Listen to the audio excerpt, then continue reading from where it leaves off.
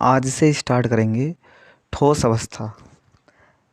ये है 12th class का फर्स्ट चैप्टर, इंटर का फर्स्ट चैप्टर, जिसका नाम है ठोस अवस्था। इंग्लिश में बोलेंगे सॉलिड स्टेट है अवस्था। अब बात ये आती है ठोस अवस्था है क्या, हम किसे कहेंगे ठोस अवस्था। तो इसमें ध्यान देने वाली बात है, वे पदार्थ जिनका आकार एवं आयतन दोनों निश्चित होते हैं ठोस कहलाते हैं। ध्यान दें आप, वे पदार्थ, वे सब्सटेंस जिनका साइज, जिनका आकार और आयतन, आयतन मतलब लंबाई, चौड़ाई और ऊंचाई दोनों क्या होंगे, फिक्स होंगे, क्या कहलाएंगे, ठोस कहलाएंगे। अगर हम इसका एग्जाम्पल दें कि ठोस होते क्या हैं, जिनका आकार निश्चित होगा। माना कि आपने एक पेन अपने टेबल पर रख दिया, ठीक है ना, तो उसका साइज़ तो उतना का उतना ही रहेगा। अगर आप 5 मिनट बाद आके भी देखेंगे तो उसका साइज़ उतना का उतना है। आयतन, अगर आप उसकी लंबाई, चौड़ाई, ऊंचाई भी नापेंगे तो भी उतनी की उतनी ही रहेगी।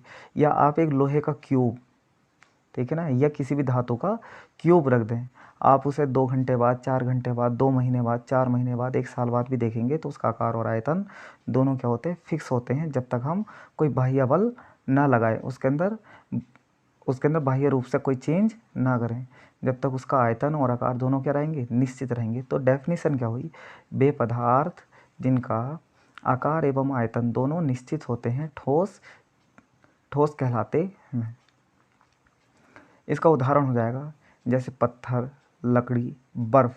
बर्फ़ के अंदर भी ठोस जल, ठीक है ना, मगर देखो ठोस जल के अंदर भी क्या है, इसका सूटेबल एग्जाम्पल नहीं है ठोस जल, बर्फ़, क्योंकि बर्फ़ कुछ समय के बाद मेल्ट हो जाएगा, ठीक है ना, वो पिघल जाएगा, ठीक है ना। इसका आपको लिखना है तो इसके अंदर आप लिख सकते हैं इसके अंदर पत्थर और लकड़ी। बात आती है नोट। आप नोट देखें कि नोट के अंदर क्या लिखा हुआ है, ठोस अवस्था में अणु या परमाणु या आयन में स्वतंत्र गति नहीं होती। क्या नहीं होती, स्वतंत्र गति नहीं होती। अगर कोई ठोस अवस्था होगी तो ठोस अवस्था के अंदर अगर कोई भी ठोस होगा वो छोटे छोटे अणु से या परमाणु से बना हुआ होगा, तो वो अपनी पोजीशन को छोड़ते नहीं है, वो जिस पोजीशन पर उसी पोजीशन पर रहेंगे, और रहने के बाद भी वो अपनी पोजीशन के चारों ओर, जैसे अगर उस पर कोई बाहर से फोर्स लगाया जाए, मानो कोई लोहे का टुकड़ा है, तो लोहे के टुकड़े के ऊपर अगर आप हैमर, यदि आप हथौड़े से कोई चोट मारे तो उससे क्या होगा, उसके अणु या परमाणु अपने चारों ओर वाइब्रेशन पैदा करेंगे, जिसे बोलेंगे कंपन, ठीक है, मगर वो अपनी पोजीशन को छोड़कर नहीं जाएंगे।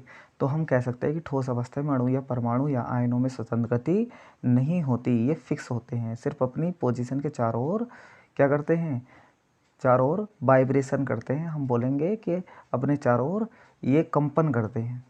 आगे लिखा हुआ है कि परंतु उच्च अंतर आणविक, मतलब अगर ये अणुओं से बने हुए हैं तो अणुओं के बीच में, अंतर परमाणविक अगर ये परमाणु से बने हुए हैं तो परमाणु के बीच में, या अंतर आयनिक अगर ये आयनों से बने हुए तो आयनों के बीच में, बलों के द्वारा इनकी फिक्स स्थिति के चारों ओर कंपन होते हैं, या हम कह सकते हैं कि दोलन होते हैं। अगर ये दोलन करेंगे तो आपने पेंडुलम देखा होगा, जिस प्रकार pendulum left to right vibrate, left to right उसके चलता है, उसी प्रकार ये क्या करेंगे, वाइब्रेशन करेंगे।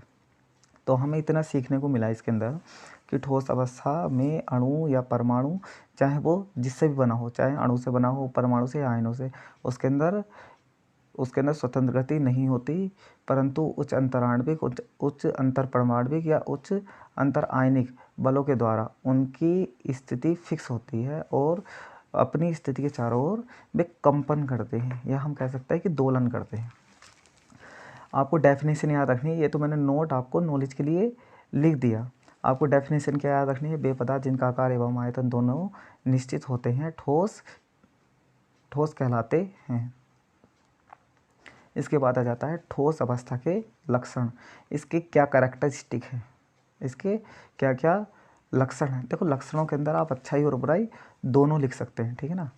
तो ठोस अवस्था के लक्षण, इनका आकार व आयतन दोनों निश्चित होते हैं। मैंने ऊपर ही बताया कि ठोस कौन होते हैं, जिनका आकार और आयतन निश्चित होते हैं। दूसरी बात, इनमें अणुओं के मध्य अंतर आणविक दूरी बहुत कम होती है। मैंने बताया जब इनके बीच के अंदर अणुओं के बीच में क्या होगी, अणुओं के बीच में दूरी बहुत ही कम होगी, है ना। अगर थोड़ी सी ज़्यादा होगी तो लिक्विड और ज़्यादा हो जाएगी या बहुत ज़्यादा हो जाएगी तो हम उसे गैस कहते हैं। तो इनमें अणुओं के मध्य क्या होती है, अंतर आणविक, अणुओं के बीच में दूरी बहुत कम होती है। इनके मध्य अंतर आणविक बल, मतलब दो अणुओं के बीच में जो फोर्स होगा, जो बल होगा, वो बहुत ही ज़्यादा स्ट्रोंग होगा, इसके अंदर प्रबल होगा, ठीक है ना। जब भी तो ये बहुत ज़्यादा मजबूती से बंधे रहते हैं, तो इनके मध्य अंतर आणविक बल अत्यधिक स्ट्रोंग होता है। फोर्थ पॉइंट लिखा हुआ है ये ठोस। देखो, अणुओं के बीच की दूरी कम है, ये एक दूसरे को बहुत ज़्यादा मजबूती से बांधे रखते हैं, तो हम कह सकते हैं कि ये बहुत ज़्यादा हार्ड होते हैं। हार्ड का मतलब ये बहुत ज़्यादा कठोर होते हैं।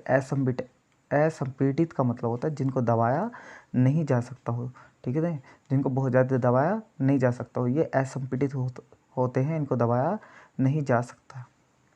देखो एक बार रिवीजन करेंगे इसका कि क्या हो गया कि ठोस पेय पदार्थ जिनका आकार एवं आयतन दोनों निश्चित होते हैं ठोस कहलाते हैं, जैसे पत्थर, लकड़ी, ठीक है ना। और इनके अंदर कोई भी स्वतंत्र गति नहीं होती, ये अपनी पोजीशन के चारों ओर वाइब्रेशन करते हैं। लक्षण मैंने आपको बताई दिए, ठीक है ना। फिर है ठोसों के प्रकार। ठोसों के प्रकार में देखेंगे कि ठोस कितने प्रकार के होते हैं। तो ठोस दो प्रकार के होते हैं, ठीक है ना। एक तो क्रिस्टलीय, दूसरे अक्रिस्टलीय। और ये जो क्रिस्टलीय है ये चार प्रकार के हो सकते हैं, आणविक ठोस, आयनिक ठोस, संयोजी ठोस और धात्विक ठोस। अगर आप देखेंगे कि ठोस कितने प्रकार के होते हैं, ठोस दो प्रकार के हो सकते हैं, क्रिस्टलीय और अक्रिस्टलीय। मगर क्रिस्टलीय ठोस जो होते हैं वो चार प्रकार के होते हैं। देखो, आणविक ठोस कौन से होते हैं, आणविक ठोस, ठीक है ना, या अणुक ठोस जो अणुओं से बने हुए होंगे, आयनिक जो आयनों से बने होंगे, असंयोजी जिनके अंदर सह संयोजी बंध होगा, और धात्विक जिनके अंदर धात्विक बंध होगा। इसके बाद आ जाता है कि क्रिस्टलीय ठोस कौन होते हैं। तो पहली बात कि क्रिस्टलीय है क्या, क्रिस्टलीय शब्द आया कहाँ से है, क्रिस्टल बोला किसे जाएगा। तो क्रिस्टलीय शब्द का अर्थ है स्वच्छ बर्फ़। जैसे साफ बर्फ़ होता है, आप उसके आर पार देख सकते हैं, लगभग आर पार देख सकते हैं, ठीक है ना। तो क्रिस्टल शब्द का अर्थ है स्वच्छ बर्फ़, और ये ग्रीक भाषा के क्रिस्टलोस शब्द से लिया गया है। ये जो लिया गया है शब्द, ये ग्रीक भाषा के क्रिस्टलोस शब्द से लिया गया है। कौन, क्रिस्टल। डेफिनेशन आ जाती है, तो डेफिनेशन में देखेंगे, वे पदार्थ जो कठोर और असंपीड़ित होने के साथ साथ, डेफिनेशन सुने आप, वे पदार्थ जो कठोर, एक तो हार्ड होंगे, और असंपीड़ित का मतलब जिनको दबाया नहीं जा सकता होने के साथ साथ ये साथ ही साथ एक निश्चित ज्यामिति रखते हैं। इनकी अंदर की जो ज्योमेट्री होती है, अंदर अणुओं का जो अरेंजमेंट होता है वो फिक्स होता है। क्या होता है, फिक्स होता है। क्या कहलाते हैं, क्रिस्टलीय ठोस कहलाते हैं। ध्यान दें, ये हार्ड होंगे, ये बहुत ज़्यादा कठोर होंगे, असंपीड़ित होंगे, और इनके अंदर की जो ज्योमेट्री होगी, इनके अणुओं का, अंदर के अणु या परमाणु का जो अरेंजमेंट होगा वो फिक्स होगा, ठीक है ना। तो क्या कहलाएगा, ये क्रिस्टलीय ठोस कहलाते हैं। एग्जाम्पल, नौसागर के अंदर ऐसा देखा जा सकता है, नमक के अंदर भी ऐसा देखा जा सकता है, चीनी के अंदर भी ऐसा देखा जा सकता है, और हीरे के अंदर भी ऐसा देखा जा सकता है। आगे लिखा है इसकी स्पेशलिटी और कि इनमें देर परास व्यवस्था पाई जाती है, मतलब इनमें लॉन्ग रेंज ऑर्डर पाया जाता है। क्या पाया जाता है, लॉन्ग रेंज ऑर्डर। ये अपने आप को बहुत लंबी दूरी तक या बहुत लंबी रेंज तक अपने आप को व्यवस्थित कर सकते हैं। ये अपने आप को बहुत लंबी दूरी तक अपने आप को व्यवस्थित कर सकते हैं। फिर इसकी बात आती है इससे नेक्स्ट कि इनके गलनांक, यानी गलनांक का मतलब अगर कोई भी ठोस होगा तो ठोस के लिए बोला जाएगा गलनांक। गलनांक का मतलब ठोस तो गलते हैं, अगर होता लिक्विड तो लिक्विड उबलता है, उसके लिए आता बॉइलिंग, ठीक है ना, उसके लिए क्या था, बॉइलिंग। तो इनके गलनांक निश्चित होते हैं, इनके गलनांक क्या होते हैं, निश्चित होते हैं, क्योंकि इनके अंदर की ज्योमेट्री फिक्स होती है, इनके अंदर की ज्योमेट्री में कोई चेंज, अरेंजमेंट जो होता है वो फिक्स होता है, इसलिए इनके गलनांक निश्चित होते हैं। फिर मैंने यही ऊपर वाली कि क्रिस्टल के बारे में और कुछ आपको बताने की इसके अंदर कोशिश की है कि सर्वप्रथम जो क्रिस्टल शब्द जो लिया गया था, सर्वप्रथम यह नाम खनिज क्वार्ट्ज को दिया गया था। क्रिस्टल शब्द सबसे पहले किसको दिया गया था, क्वार्ट्ज को दिया गया था। एक क्वार्ट्ज जो क्रिस्टल होता है चमकीला, पारदर्शी और कई आकर्षक रूपों में पाया जाता है, ठीक है ना। एक क्वार्ट्ज एक ऐसा सब्सटेंस होता है जिसके अंदर क्या होता है, जो चमकीला होता है और पारदर्शी, जिसके आर पार देखा जा सकता हो, ठीक है ना, और कई सारे रंग के अंदर पाया जाता है, ठीक है ना। ऐसे पाए जाने वाले खनिज को ही क्या कहते हैं, सबसे पहले क्या बोला गया, इसको क्रिस्टल बोला गया, ठीक है ना। इसके अंदर की निश्चित आकृति वाले अणु रूपों में ये पाया जाता है। अणु जो होते हैं इनके एक निश्चित आकृति के रूप में, निश्चित आकृति में पाए जाते हैं, ठीक है ना। तो आप एक बार रिकॉल कर लें डेफिनेशन कि वे पदार्थ जो कठोर और असंपीड़ित होने के साथ ही एक निश्चित ज्यामितीय आकृति वाले होते हैं क्रिस्टल ठोस कहलाते हैं। अब बात आती है अक्रिस्टलीय की।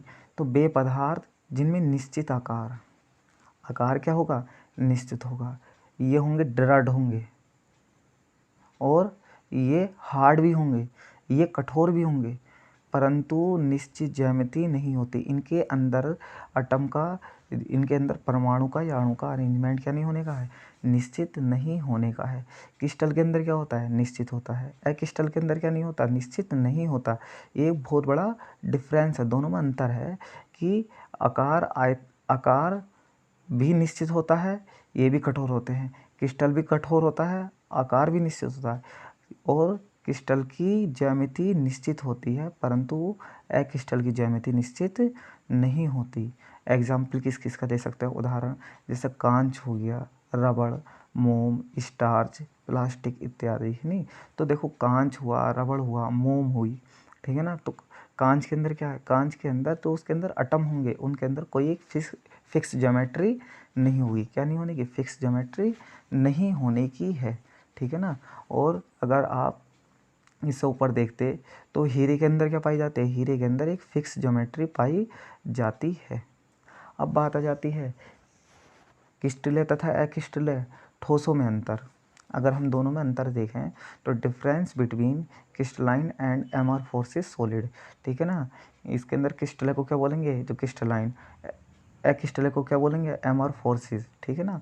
तो इन दोनों में क्या अंतर है, ये यूपी बोर्ड के अंदर 1 मार्क्स का या 2 मार्क्स के अंदर ये पूछ लिया जाता है। तो आप देखेंगे कि मैंने पहले ही लिखा कि जो क्रिस्टलीय ठोस, कि क्रिस्टलीय ठोस की ज्यामिति आकृति क्या होती है, निश्चित होती है, फिक्स होती है। मैंने बताया ये बहुत बड़ा डिफरेंस है कि क्रिस्टलीय ठोस की ज्यामिति आकृति क्या होती है, फिक्स होती है। अक्रिस्टलीय ठोस पदार्थ अक्रिस्टलीय ठोसों की ज्यामिति आकृति निश्चित नहीं होती, इनकी अंदर की ज्योमेट्री निश्चित नहीं होती, जो किनकी, अक्रिस्टलीय ठोस की, ठीक है ना।